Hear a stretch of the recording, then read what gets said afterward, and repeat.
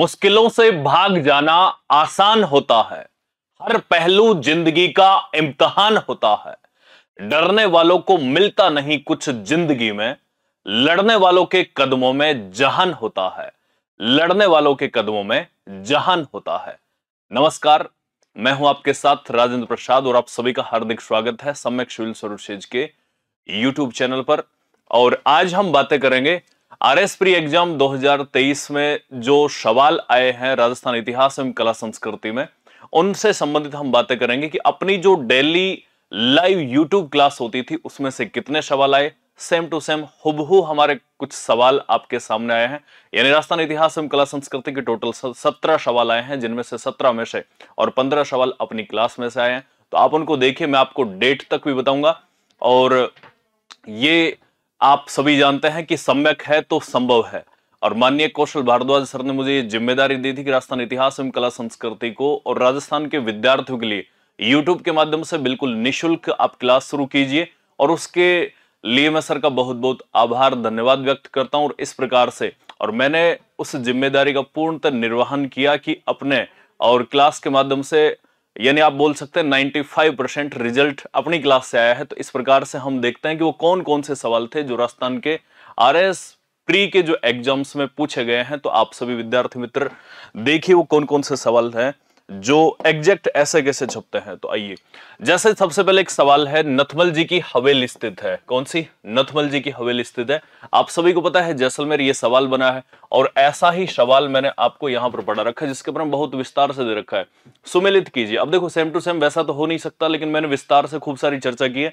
ऐसे विद्यार्थी जो जानना चाह रहे हैं कि सर ये क्लास का डेट बता दो, आप जाना राजस्थान इतिहास एवं कला संस्कृति की क्लासेज का पूरा पूरा प्लेलिस्ट बनाया है। 26 जुलाई और 2023 को मैंने ये सवाल करवाया है, मतलब अभी है ना, कुछ दिनों पहले, जिसमें नथमल जी की हवेली 1881-85 शिल्पी लालू हाथी, 2 पीले पत्थर के हाथी।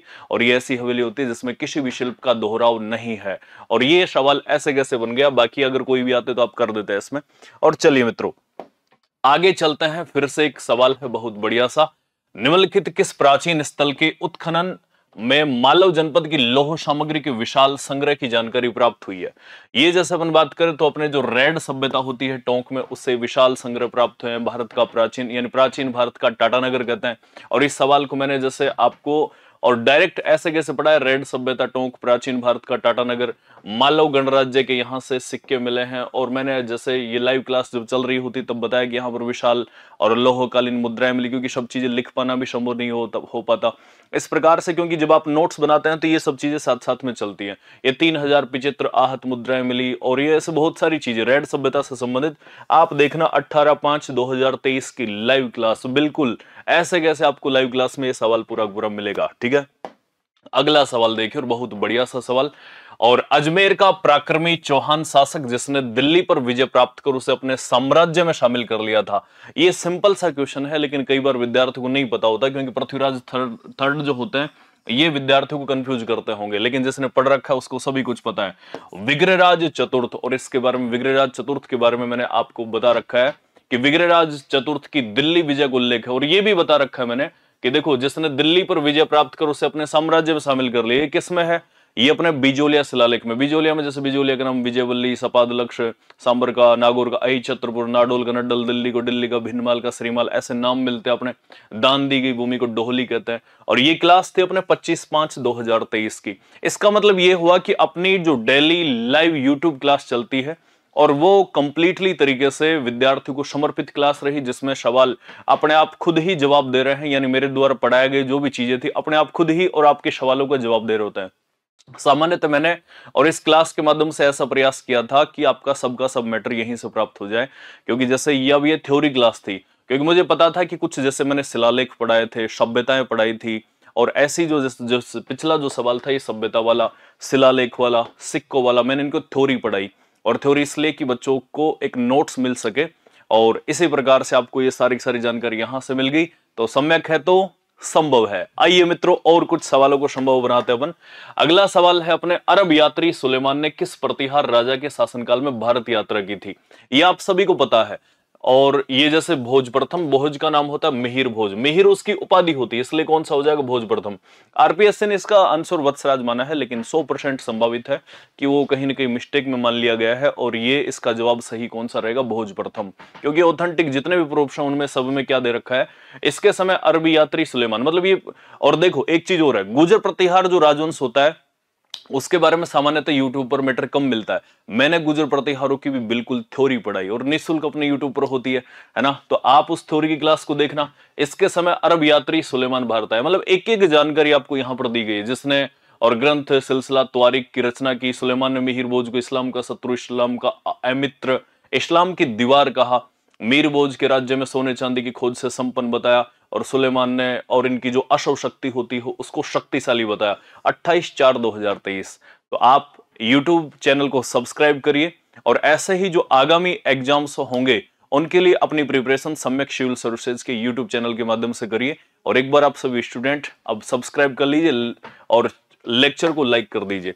अच्छा, आप सभी स्टूडेंट्स जब अब RS फ्री हो चुका है तो आप मेंस की तैयारी करना चाह रहे होंगे। मेंस की तैयारी के लिए एक तो आपके लिए और सम्यक गुरुकुल रूप में और आपके लिए आवासीय कोचिंग की शुरुआत की गई है।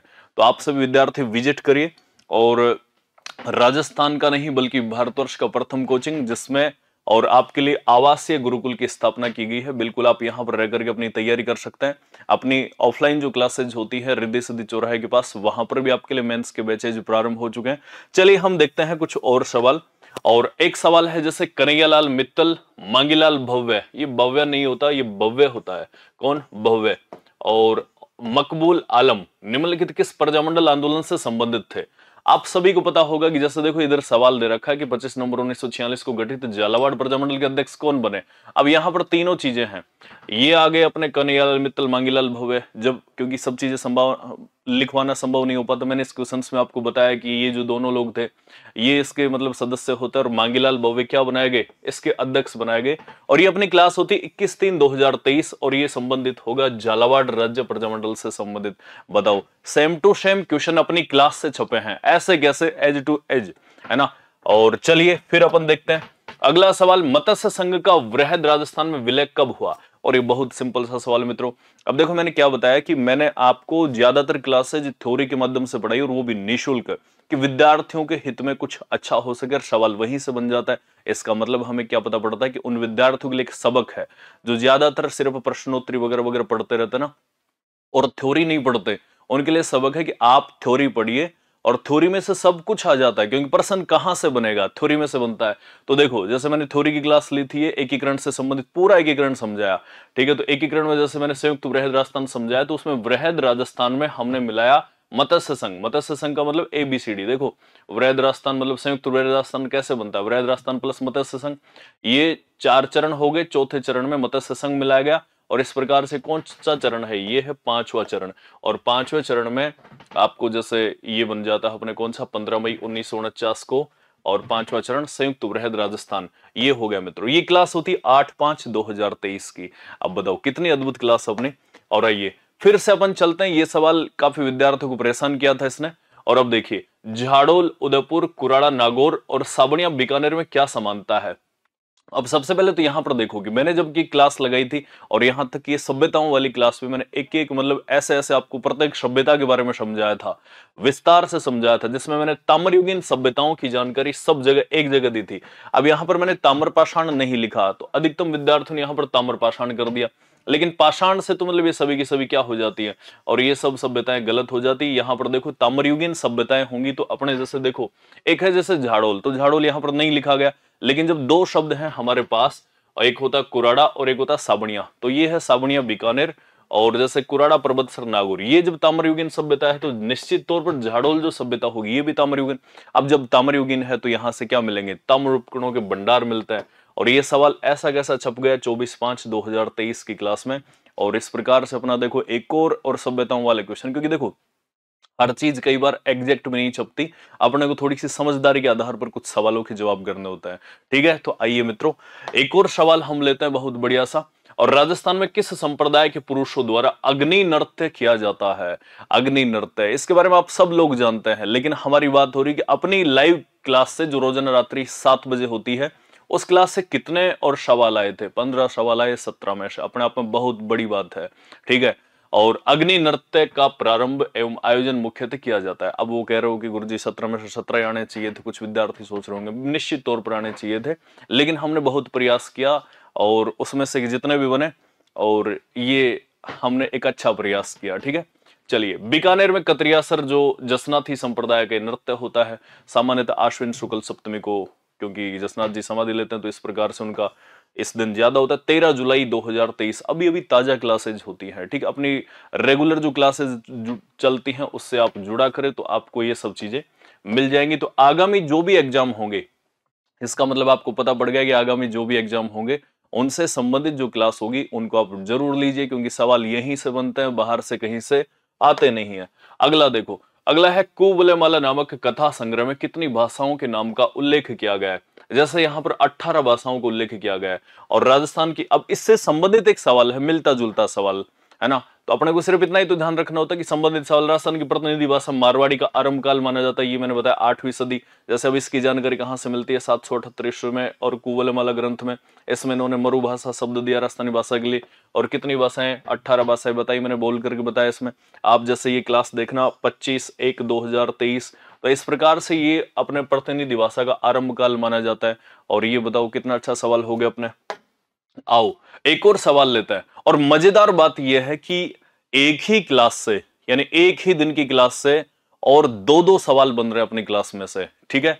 इधर देखो, अचलदास खिचड़ी वचनिका के लेखक कौन है? और जैसे यहां पर अपने चारण शिवदास हैं, सामान्यतः इनका नाम होता है गार्डन शिवदास, ठीक है। शिवदास गार्डन चारण जाति का एक गोत्र होता है। अब यहां पर मैंने बताया कि दुर्ग में लिखे गए ग्रंथ, अब ये दुर्ग कौन सा होता है? गागरोन दुर्ग।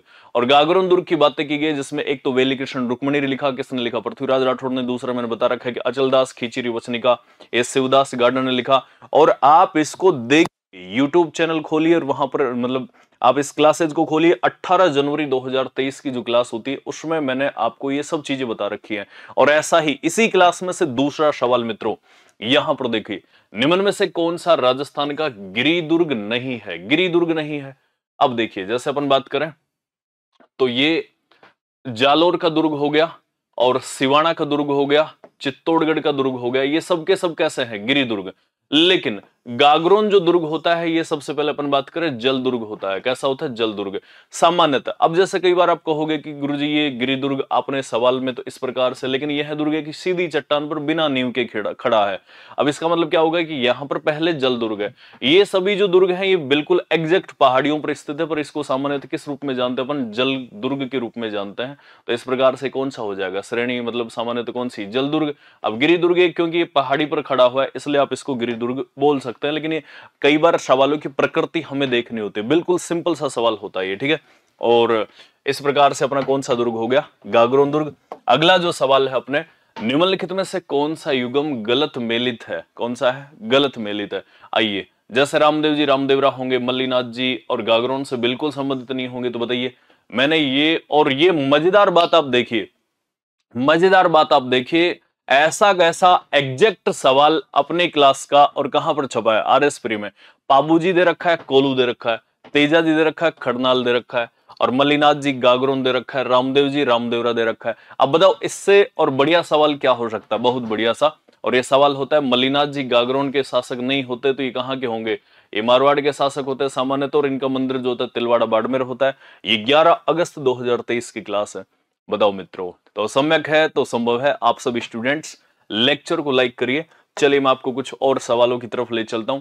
एक और ऐसा कैसा सवाल छपता है, चंद्रभागा मेला कब आयोजित किया गया और चंद्रभागा मेला प्रतिवर्ष कहां आयोजित किया गया? इधर देखो, जैसे अपन बात करें झालरापाटन, और झालरापाटन कहां पड़ा है? ये देखो, झालरापाटन झालावाड़ में। अक्टूबर नवंबर सामान्यतः है। सवाल की प्रकृति कार्तिक पूर्णिमा को होता है, और ये मालवी नस्ल के पशुओं की खरीद फरोख्त, हाड़ोती का सुरंगा मेला।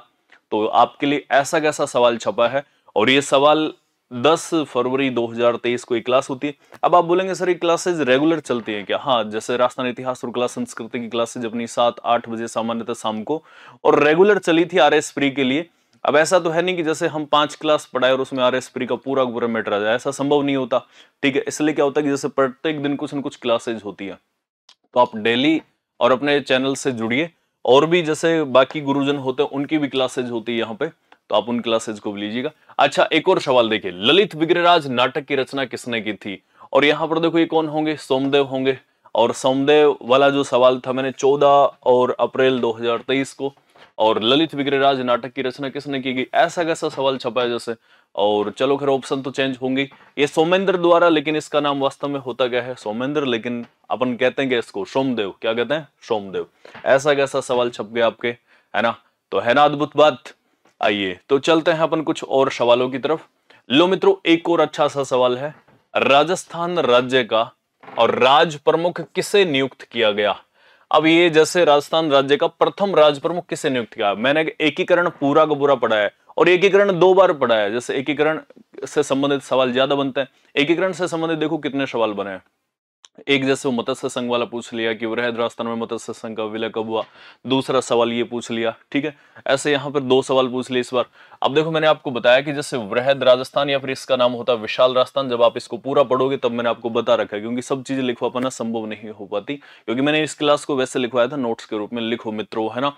अब यहाँ पर देखो राजस्थान बन गया अपना, और राजस्थान का राज प्रमुख है, ये कौन है, महाराजा मान सिंह। आप इसको देखो, ये थोड़ा सा दिख नहीं रहा है, लेकिन आप जैसे दूसरी क्लास देखेंगे, राजस्थान में राज्यपाल का पद राज प्रमुख का उत्तरदायी है, उत्तरवर्ती है।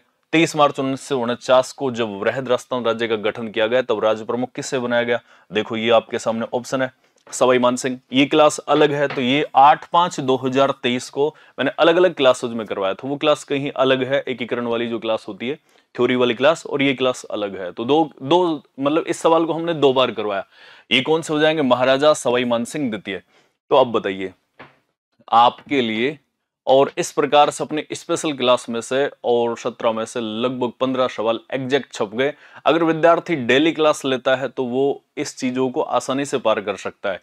वो कहता है ना कि करत करत अभ्यास के जड़मति होत सुजान, रसरी आवत जातते सिल पर पड़त निशान। तो आप भी इस प्रकार से डेली पढ़ पढ़ करके और अपनी तैयारी को कुछ बेहतरीन बना सकते हैं। आइए हम कुछ और सवाल देखते हैं, लेकिन और सवाल अपने नहीं है, ये टोटल के टोटल जो 15 सवाल थे ये सारे के सारे सवाल हो चुके हैं। अब मैं आपको बता दूं कि आपका आरएस प्रीलिम्स हो चुका होगा, तो आप सभी विद्यार्थी सम्यक के साथ जुड़िए, और आरएस मेंस के बैच अपने चल चुके हैं, तो आप उन बैचेज को ज्वाइन करिए अपने ब्रांच रिद्धि सिद्धि चौराहे के पास, गोपालपुरा बाईपास जयपुर। तो आप सभी विद्यार्थी वहां पर विजिट करिए, और मेंस के लिए आप अपनी तैयारी को कुछ बेहतरीन बनाइए। अपने कुछ और जैसे बैचेज हैं, आपको तैयारी करनी है आरएस फाउंडेशन की, तो निश्चित तौर पर आप सम्यक राजस्थान में, जिसका आप बोल सकते हैं कि प्रत्येक बार आरएस में मान लो, या फिर पीएसआई में, मुख्यतः आरएस में, और हर बार रैंक और अपने ही संस्थान से निकलती हैं, तो आप सभी विद्यार्थी बिल्कुल बिना संकोच के आरएस फाउंडेशन का बैच ज्वाइन करके अपनी आगामी जो आरएस एग्जाम है उसकी तैयारी को बेहतरीन बना सकते हैं। और आईएएस आरएस के लिए खास बात और है, आपके लिए 3 साल का इंटीग्रेटेड कोर्स और है, कि जैसे अभी आप आरएस प्री की तैयारी कर रहे हैं, है ना, क्योंकि जैसे अभी आपने 12वीं पास की है और आप चाहते हैं कि आप 12वीं के साथ साथ, यानी कॉलेज के साथ साथ आप आरएस की तैयारी करें या फिर आईएएस की तैयारी करें, तो उनके लिए इंटीग्रेटेड कोर्स भी है, यानी ग्रेजुएशन के साथ साथ, तो आप ये कोर्स भी कर सकते हैं। ओके, चलिए अब मैं आपको कुछ विशेष बताता हूं, कुछ स्पेशल बताता हूं। आप सभी स्टूडेंट्स के लिए भारतवर्ष का आप पहला और गुरुकुल कह सकते हैं, रेजिडेंशियल कोचिंग कह सकते हैं, जो आप सभी विद्यार्थियों के लिए, और राजस्थान में मतलब पहली बार और आवासीय कोचिंग की शुरुआत की गई सम्यक गुरुकुल के नाम से, जिसके चीफ मेंटर हैं श्री ML कुमावत सर, और चीफ एडमिनिस्ट्रेशन है और श्री लक्ष्मण गौड सर, और मानद मार्गदर्शक सर हैं अपने श्रीमान कौशल भारद्वाज सर।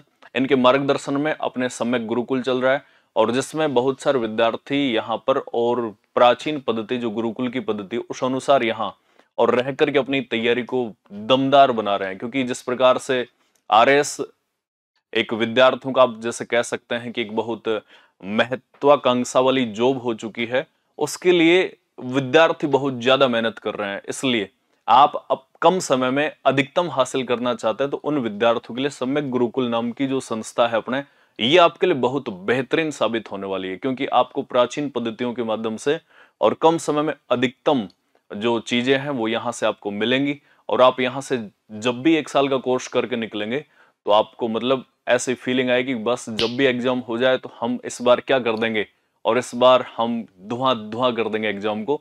तो आप सभी विद्यार्थी सम्यक गुरुकुल जरूर विजिट करना। जो भी विद्यार्थी तैयारी कर रहे हैं ना आरएस की, आप चाहे तो यहाँ पर जैसे अभी मेंस के बैच चल रहे हैं तो यहाँ पर आप मेंस के लिए भी और यहाँ रह करके तैयारी कर सकते हो। और आरएस फाउंडेशन के कोर्सेज भी सम्यक गुरुकुल में चल रहे हैं। तो आप सभी स्टूडेंट्स यहाँ आप एक बार विजिट जरूर करें। और आज नवरात्रि है तो नवरात्रि के शुभ अवसर पर आपको बहुत बहुत हार्दिक शुभकामनाएं। जिन विद्यार्थियों का प्री निकल चुका है उन विद्यार्थियों को और आगामी आपकी यात्रा के लिए, अभ्यर्थी से अधिकारी बनने की यात्रा के लिए सम्यक की तरफ से बहुत बहुत शुभकामनाएं। और इसलिए आप सभी स्टूडेंट्स के लिए ऑनलाइन कोर्स है जो टेस्ट सीरीज पर फ्लैट 21% की डिस्काउंट है। आपको यूज कोड करना है शक्ति21। अब आप करेंगे कैसे? आप प्ले स्टोर से डाउनलोड करिए सम्यक आईएएस एप्लीकेशन। वहां से आपको जो भी कोर्स चाहिए, आरएस प्री का चाहिए, मेंस का चाहिए, फाउंडेशन का चाहिए, कोई भी कोर्स, तो उसके लिए आप 21% की आपको डिस्काउंट मिल जाएगी। कोड यूज करना शक्ति21। और इस प्रकार से हमने आज देखा कि अपने जितने भी अपने क्लासेज होते हैं उसमें ऐसे सटीक सटीक सवाल आपके लिए बन चुके हैं। तो आप सभी विद्यार्थी सम्यक के साथ जुड़िए, चैनल को सब्सक्राइब करिए, लेक्चर को लाइक करिए और अपने मित्रों के साथ और शेयर करिए इसको, कि जिससे उनको भी पता पड़े कि सवाल कैसे छपते आ रहे हैं इसमें। और देखो, मैं कई बार कहता हूं, अपनी क्लास जब भी चलती है तो मैं कहता हूं कि पेपर में ऐसे ही सवाल छपेंगे। जब भी थंबनेल होता है सामान्य तो मैं कहता हूं कि पेपर में ऐसे ही सवाल छपते हैं और वैसे ही सवाल छपते हैं। 1 घंटे की क्लास होती है, उसमें लगभग 40-50 क्वेश्चन होते हैं। अब इस प्रकार से अगर आप डेली पढ़ते हैं तो जैसे साल भर की तैयारी में, और अगर आप 1 घंटा भी पर डे किसी भी सब्जेक्ट को देते हैं, इसका मतलब क्या होता है कि आपकी साल भर में तैयारी बहुत बढ़िया हो जाती है। ओके, तो इसलिए आप सभी विद्यार्थी पढ़ते रहिए, आगे बढ़ते रहिए, और सम्यक है तो संभव है। आप सभी का बहुत बहुत धन्यवाद। Thank you. जय हिंद।